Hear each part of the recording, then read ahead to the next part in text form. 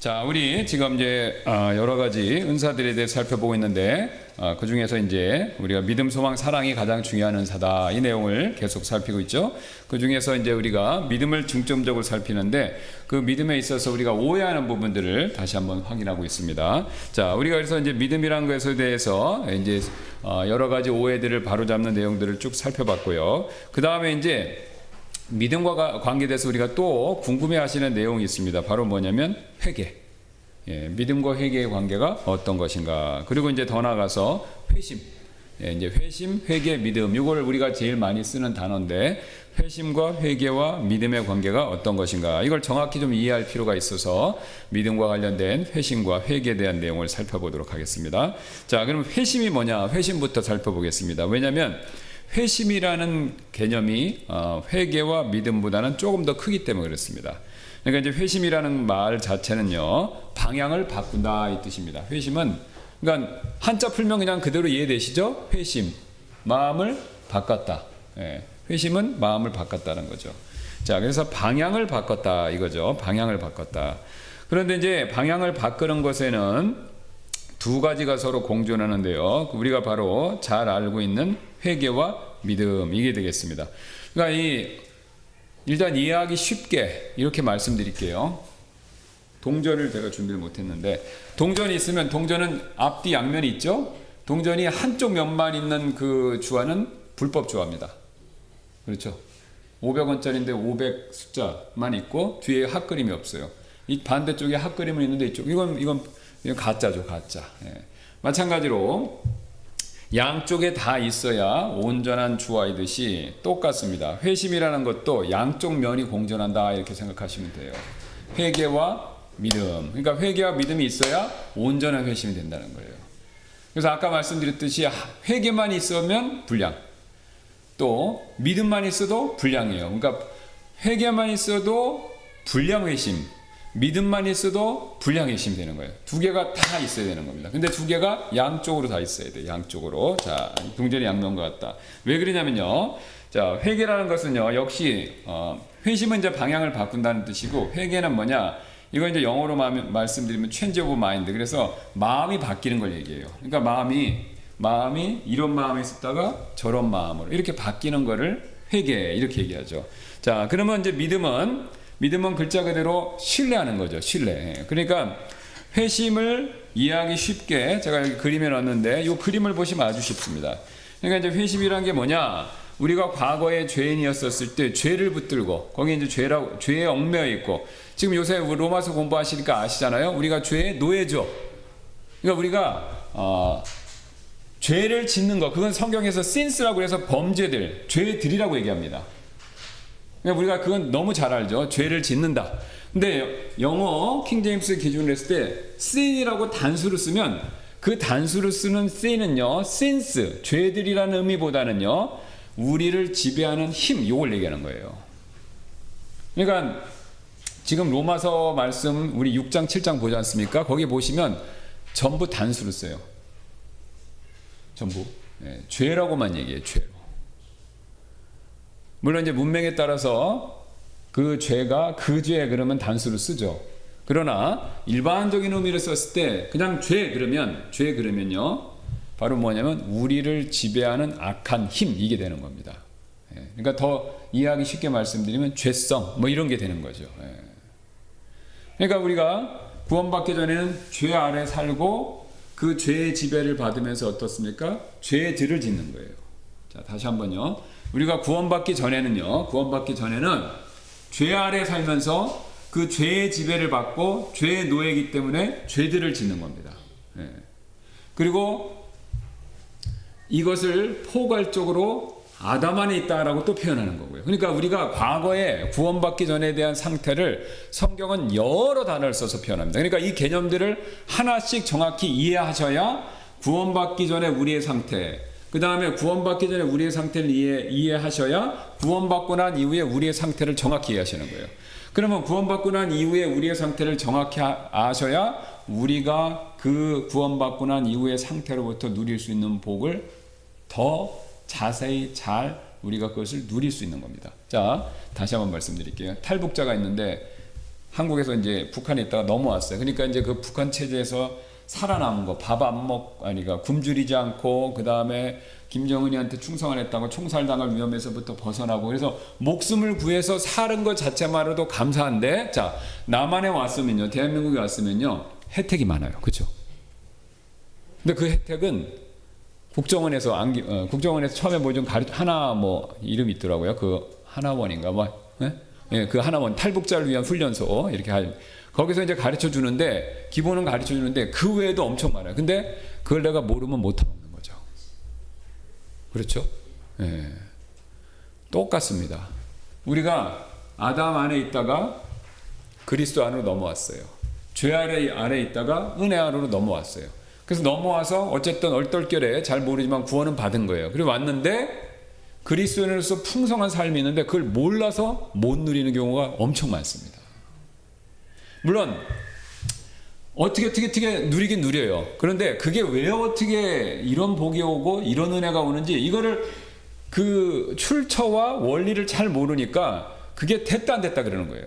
자, 무슨 뜻이냐면 이 어떻게 받는지를 모르는데 동료 탈북자가 그걸 타다가 좀 준 거예요. 그럼 그걸 얻어 먹으니까 좋잖아요. 그죠? 근데 그거를 나도 어떻게 하는지 알아서 직접 내가 따져서 하면 더 많이 받을 건데 그 친구한테 주는 거, 저 사람이 주는 거 그것만 조금씩 얻어 먹고 마는 거예요. 그러면 내 삶이 풍성해질 수가 없는 거죠. 이게 똑같습니다. 우리가. 그러니까 하나님께서는 이 구원이라는 절대적인 선, 이 넘을 수 없는, 그러니까 이제 그거를 보여주시려고 구약의 대표적인 게 뭡니까? 홍해를 넘어온 거지 않습니까? 홍해, 이 죽음의 바다, 여기를 건너온 거잖아요. 그러니까 성경은 항상 경계가 죽음입니다. 그러니까 십자가도 죽음, 그러니까 항상 죽음이에요.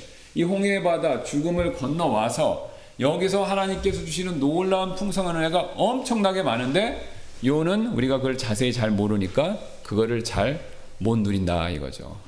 더 쉬운 예로 자동차, 제가 이제 이번에 교회차 새로 바꾸면서 했지 않습니까? 이게 새 차니까 옛날에 제가 우리 교회차 옛날 건 진짜 오래돼서 일명 속된 말로 하면 제가 속된 말을 좀 하겠습니다. 똥차잖아요. 예. 비도 새고 이것도 안 내려가요. 맞죠? 문도. 그러니까 이게 밖에서 누르던가 아니면 이걸 내리면 안 내려가고 손으로 누르면서 이렇게 갖고 손을 넣어서 내려야 돼요. 그러니까 이거 엄청 불편하죠. 엄청 불편해. 자, 그런 차를 타다가 이제 완전 최신식 차를 딱 타니까 그 매뉴얼이 있죠. 그게 있다만 합니다. 이 책이에요. 책 한 권. 그게 뭡니까? 기능이 그렇게 많다는 거죠. 그래서 그거를 위해서 요약본으로 그거보다 조금 더 작은 건데 그것도 한 100페이지짜리 책이에요. 매뉴얼 두꺼운 거는 이만간하고 소책자는 또 이만해요. 예. 그러면 엄청난 기능이 있는데 제가 처음에 이걸 탁 타보니까 차 엔진 켜고 그 다음에 이거 하는 거 그거밖에 모르는 거예요. 다른 기능을 잘 못 쓰고 문 여는 것도 어떻게 잘 안 돼갖고 자동문인데도 그걸 몰라갖고 예. 그러니까 기능을 모르니까 처음에 못 쓰는 겁니다. 예. 근데 기능을 알고 배우면요 그 새 차에서 오는 혜택이 엄청나게 많은 거죠. 엄청나게. 똑같습니다. 하나님께서 우리에게 구원받고 나서 우리에게 풍성한 은혜와 복을 주셨는데 우리가 그걸 몰라서 못 누리는 경우가 굉장히 많습니다. 사탄의 전략 중에 하나가 뭐냐면요 하나님이 주시는 그 풍성한 은혜와 복 구원받고 난 이후에 이거를 빼앗아 갈 수는 없어요. 사탄이. 그런데 그걸 모르게 해서 못 누리게 할 수는 있어요. 그러니까 저 차를 누가 나쁜 마음이 있는 사람, 이거 극단적인 예인데 저 차를 빼앗아 갈 수는 없잖아요. 그죠? 법적으로 소유가 됐으니까. 근데 누가 악한 마음이 있으면 저 차에 사용하는 방법을 모르게 할 수는 있는 거죠. 그래서 옛날 차 같이 막 그렇게 사용하게 만들 수 있는 거죠. 이게 사탄의 전략입니다. 근데 우리가 그런 신앙생활을 너무 많이 하는 경우가 많습니다.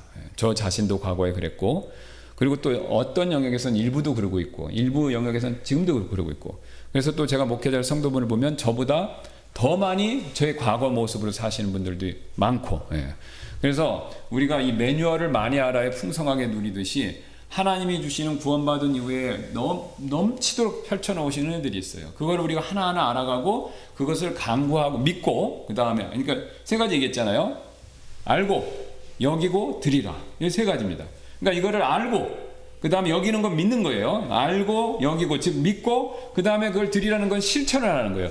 그렇게 하면 되는 거예요. 자 보세요. 매뉴얼을 제가 차 공부했어요. 이제 몰라갖고 어떻게 하는지 몰랐는데 문을 어떻게 자동문을 여는지 몰라서 제가 처음으로 맨날 수동으로 하다가 이게 언제 하는 법을 이제 그걸 이제 알게 됐어요. 책을 보고 공부를 해서 알았습니다. 이제 매뉴얼 보고 알았어요. 그 다음에 그렇게 되는 걸 확신해야 되잖아요. 그죠? 확신하고 가서 어떻게 됩니까? 해봐야죠. 그리고 처음 해보면 잘 안 돼요. 그래갖고 처음에는 이게 눌렀는데 내려드려야 되는데 안 눌러지는 거예요. 왜 그런가 했더니 여기 락이 있는 거예요. 락이 딱 걸려 있어갖고 그게 또 안 되는 거예요. 그리고 자꾸 해봐야죠. 자꾸. 예. 자꾸 해봐야죠. 그래서 완전히 익숙해지면 그다음부터는 너무 쉬운 겁니다. 그러니까 그 차를 만든 사람의 선한 의도를 내가 완전히 충분하게 누리게 되는 거죠. 똑같습니다.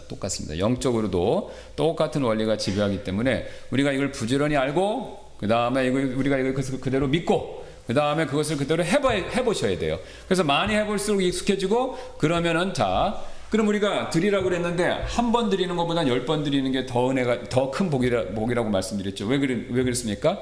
자꾸 드리면요 하나님이 보너스를 주시는 거예요. 아까 차 운전해서 자꾸 많이 쓰면요 완전 마스터가 되는 거예요. 그죠? 노래도 자꾸 부르면요 굉장히 잘 부릅니다. 운동도 자꾸 하면요 굉장히 잘해요. 요리도 자꾸 하면은 굉장히 잘해요. 어제 이제 저기 교회에서 떡 써는 걸 봤는데 이게 한석봉 얘기를 했었는데 떡을 자꾸 그 한석봉 어머니가 그죠? 오늘 뭐 떡 하시려고 이렇게 그걸 써는데 예. 한석봉 어머니가 어떻습니까? 눈 감고도 불 끄고 예. 너무 많이 썰어 봤으니까. 그러니까 자꾸 하면은 달인에 도달하는 거죠. 그러니까 똑같이 해도 자꾸 해본 사람은 똑같은 한 번이 나중에 이제 우리가 흔히 하는 가성비가 엄청 좋아지는 겁니다. 그래서 우리가 자꾸 이걸 해보시면요 풍성해져요. 그러면 이게 누리는 게 많고 그러면 마음에 평안이 생기고요. 또 이거를 잘하다 보니까 자유함이 생겨요.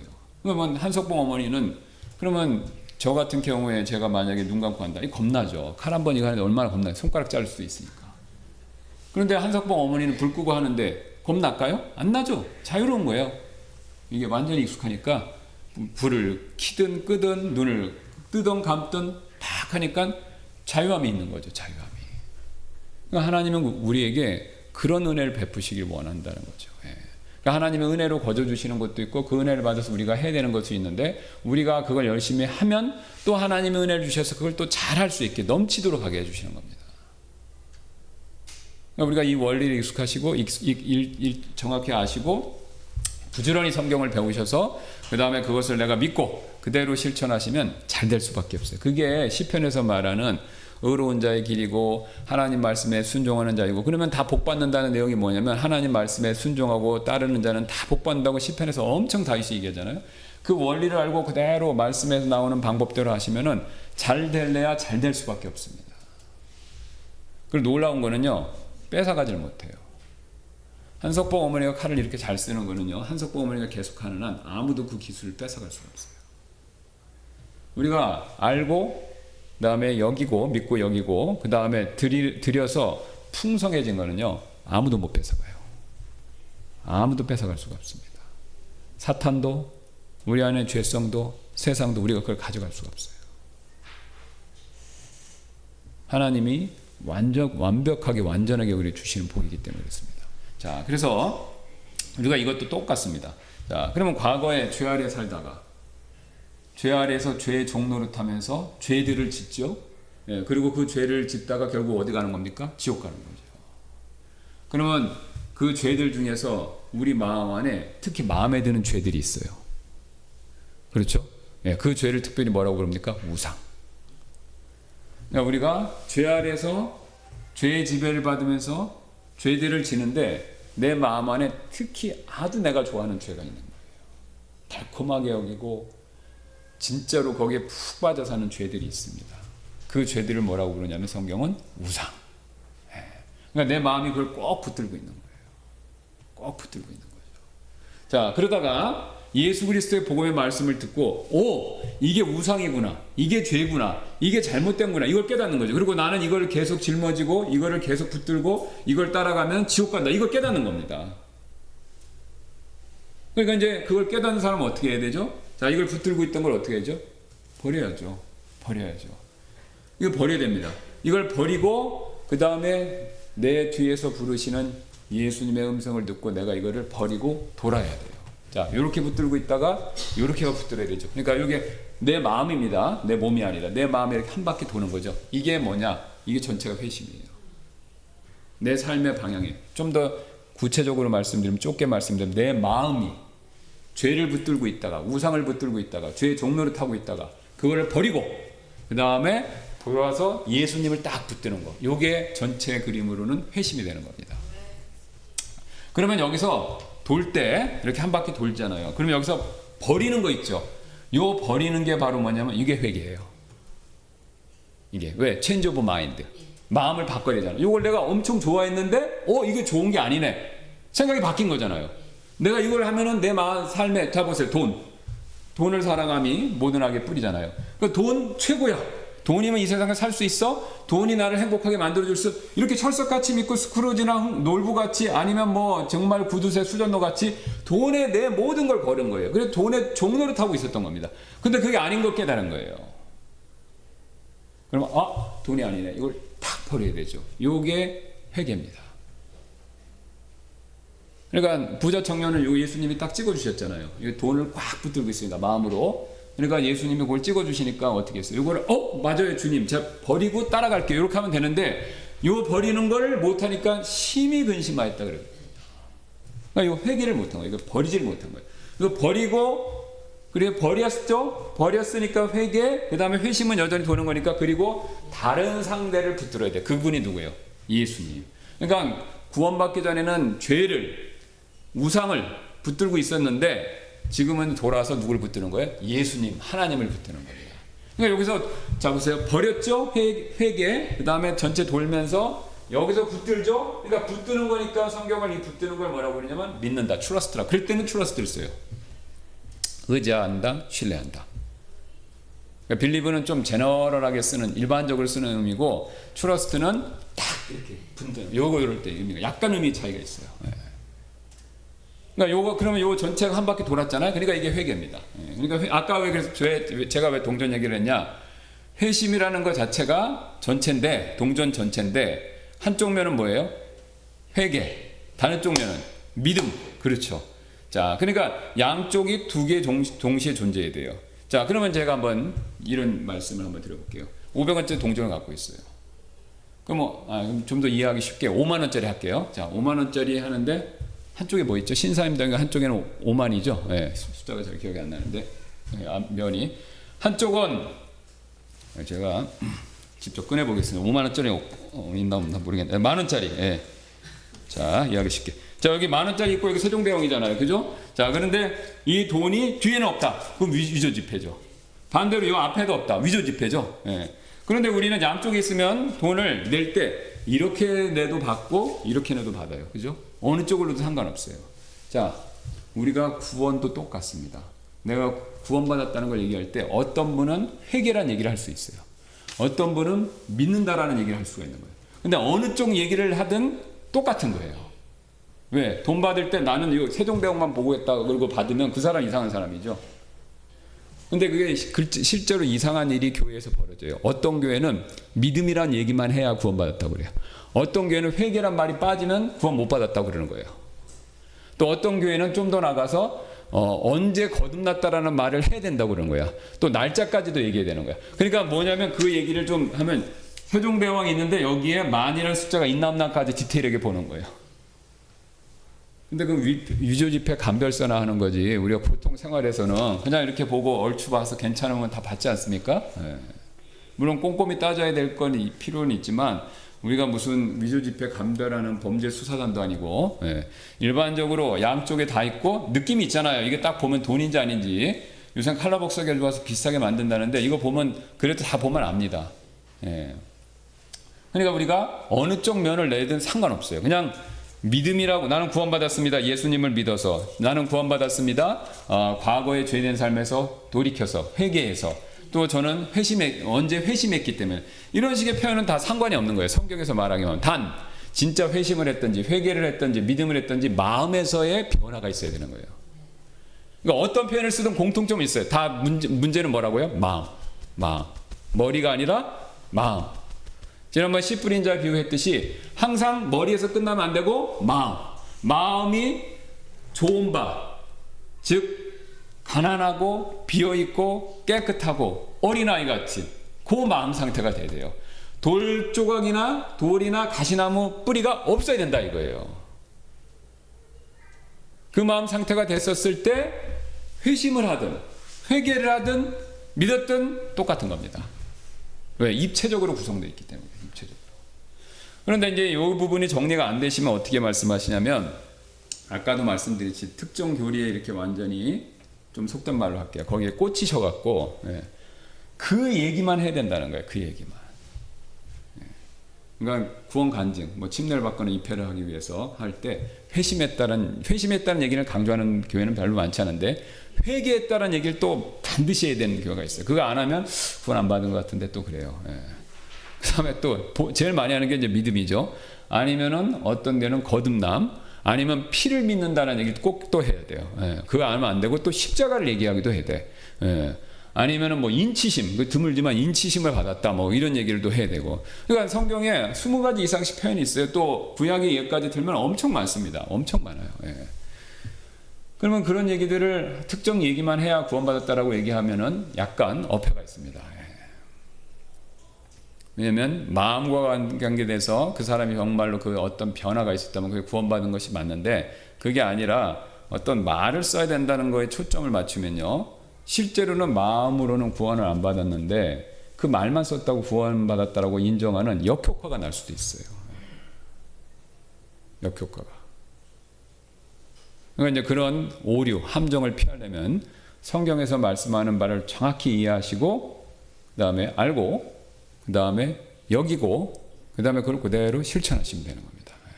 그리고 실천을 많이 하면 굉장히 익숙해져서 자유함이 있는 거고. 그러니까 이 개념도 똑같습니다. 자, 그래서 이제 그거를 한번 확인해 보도록 하겠습니다. 이사야서 12장 1장 27절.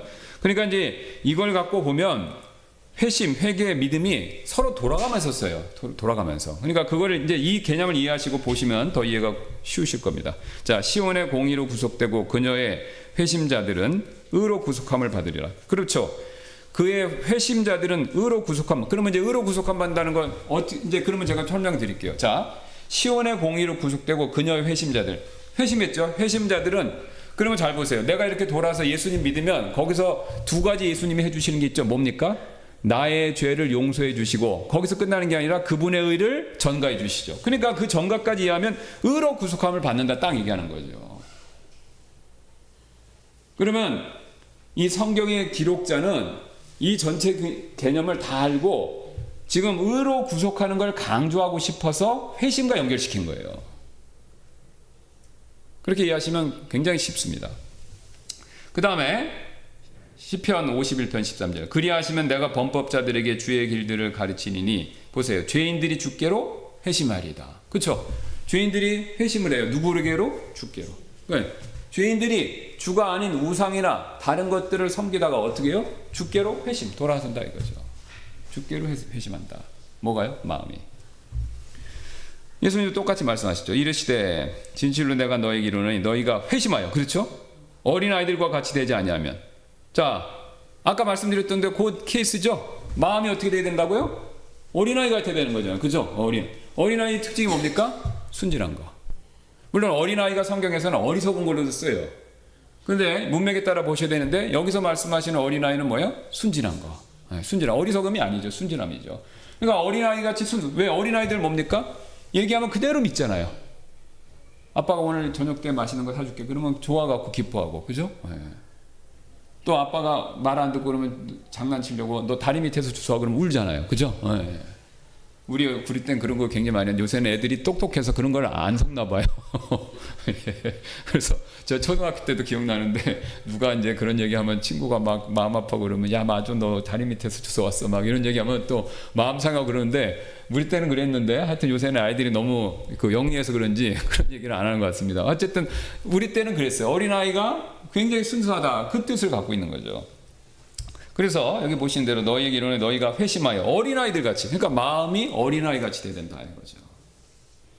어린아이 같이 돼야 된다. 그럼 너희가 하늘의 왕국에 들어가지 못한다는 겁니다. 그러니까 하늘의 왕국 천국이지 않습니까? 한자로 풀면. 그러니까 천국, 하나님이 계신 천국에 들어가기 위해서는 우리의 마음이 어린아이같이 되어서 회심해야 된다 이겁니다. 그러면 이제 어린아이 같은 거의 반대는 뭡니까? 순수한 반대니까 사악하고 이기적이고, 그렇죠? 예, 꾀부리고 이런 마음에서 돌이켜야 된다라는 거죠. 그 다음 마가복음 1장 15절 똑같습니다. 이르시기를 때가 찼고 뭐가요? 하나님의 왕국이 가까워했으니 너희는 회개하라. 그리고 복음을. 이게 대표적인 구절이에요. 회개도 하고 뭐도 하라고요? 복음을 믿으라. 그러니까 회개, 자 보세요. 그러면 이걸 저를 보세요. 그러면 회개하니까 회개하고 돌아서 뭐라는 거예요? 복음을 믿으라는 거죠. 그러니까 회개하고 복음을 믿으라. 그러니까 회개는 버리고 복음을 믿어라 이거죠. 그 다음에 사도행전 20장 21절 유대인들과 그리스도인들에게도 하나님을 향한 회개 나오죠. 하나님을 향한 회개와 우리 주 예수 그리스도를 향한 믿음. 그렇죠. 그러니까 왜냐하면 회개는 버리고 도는 거니까 그 도는 방향이 하나님이고, 그 다음에 믿음 역시 대상이 있으니까 그게 예수 그리스도를 붙드는 거다. 향한 믿음 이렇게 얘기하죠. 자, 그래서 여기 이제 그 히브리서 그림은 설명이 제가 드렸고, 거기 밑에 보시면 히브리서 왼쪽 그림에 보겠습니다. 6장 1절. 그러므로 그리스도의 교리의 기초 원리들을 떠나 우리가 완전함으로 나아가서 그 기초를 다시 놓지 말지니 곧 죽은 행위들로부터 회개. 맞죠? 예, 죽은 행위들이에요. 왜 죽은 행위입니까? 자, 우리의 과거에 구원받기 전에 했던, 죄 아래에서 했던 그 행위들이지 않습니까? 예. 그게 죽음을 몰고 오고 또 그게 우리에게 생명을 줄 수 없는 행위들이기 때문에 죽은 행위가 되는 거죠. 그래서 죽은 행위들로부터 회개와 그 다음에 하나님을 향한 믿음. 그러니까 이거 두 개를 합치면 회심. 딱 이렇게 되는 거죠. 자, 그 다음에 이제 우리가 누가복음 옆에 그림 보시면 8장 13절 15절 살폈죠. 좋은 땅이 돼야 된다. 돌이나 가시나무 뿌리가 없어야 되죠. 그 다음에 또 마태복음 5장 3절에 영이 가난한 자들은 복이 있나니 이는 하늘의 왕국이 그들의 것이기 때문이라. 그렇죠. 하늘의 왕국 천국이 왜 그들의 것입니까? 영이 가난해야 되니까요. 그러니까 가난하다는 건 없다는 거잖아요. 그건 좋은 밭하고 똑같아요. 개념이. 좋은 밭도 아무것도 없다. 그 다음에 가난한 것도 아무것도 없다. 예. 그러니까 마음이 없다니까 정신적으로 공황 상태 빠지라? 그런 의미는 아니죠. 예. 내 마음 안에 하나님이 아닌 다른 것들 붙드는 거, 그거를 기경해서 없애야 된다는 거예요. 그 없애는 걸 뭐라고 불러요? 회개. 예, 회개. 그리고 버리고 주님을, 복음을 붙드는 거를 회심. 예, 이렇게 얘기하는 거죠. 자, 그 다음에 그래서 우리가 이제 회개와 회심, 회개 믿음 이 내용들을 살펴봤습니다. 다음 시간에 이어서 참된 회개가 아닌 거 이 내용을 보도록 한번 하겠습니다. 예, 우리 시간이 되었기 때문에 기도하고 마치겠습니다. 감사합니다.